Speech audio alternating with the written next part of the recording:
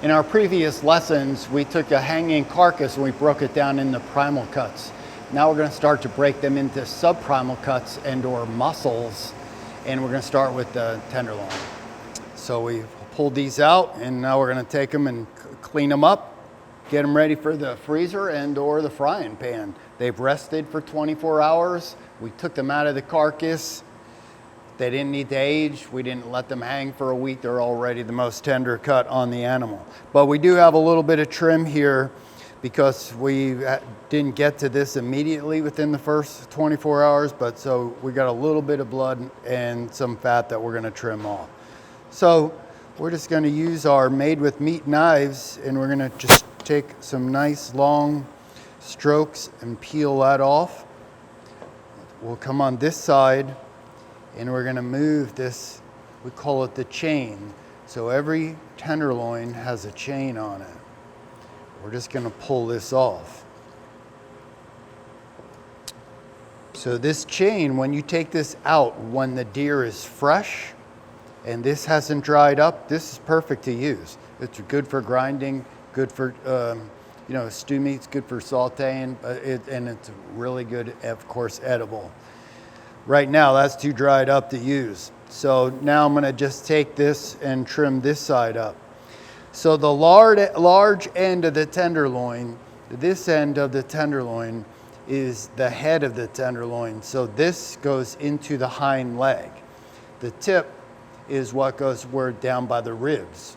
So when it lays in the carcass, it's laying there like this. So this, we went all the way into the hind leg. If we didn't go into the hind leg, it would be cut here. So if you want to reference that, you can go to the FromFieldToTable.com webpage, and you go to the other videos and see how we've actually removed this out of the carcass. This is a deer tenderloin, elk and caribou, they're all removed the same way. So I'm just going to take this now, and there's a couple different ways to be able to take this off. So I'm just going to start right along the edge here. And I'm just gonna, in a sense, just peel this meat off that dried surface there.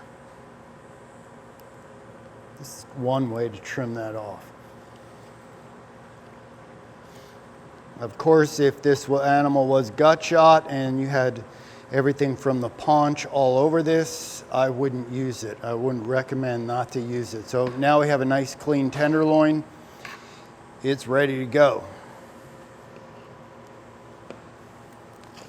So now we're just gonna basically, again, do the same thing. We've got the chain, what's left of the chain here, and we got a little bit of trim on this side we're just gonna peel off. We don't soak these in salted water to get that little bit of blood off of there, because we definitely would never take a New York strip steak or a filet mignon, because that's exactly what this is, the filet mignon.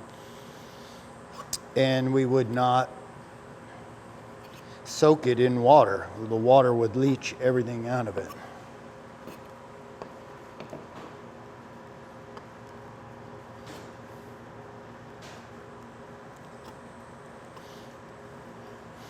It looks like a lot of trim, but that little bit of drying before we got to this, gives you that waste. So that's why we're always talking about take them out immediately and get them in the refrigerator, get them in a bag, get them on ice so you get a better yield.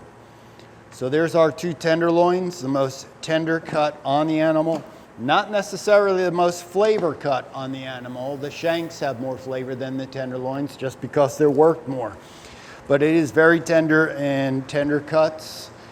If you go to the webpage from FromFieldToTable.com, you can go to the elk chart and you can look at those categories: tender, less tender, and tough. Tender cuts get dry cooking methods.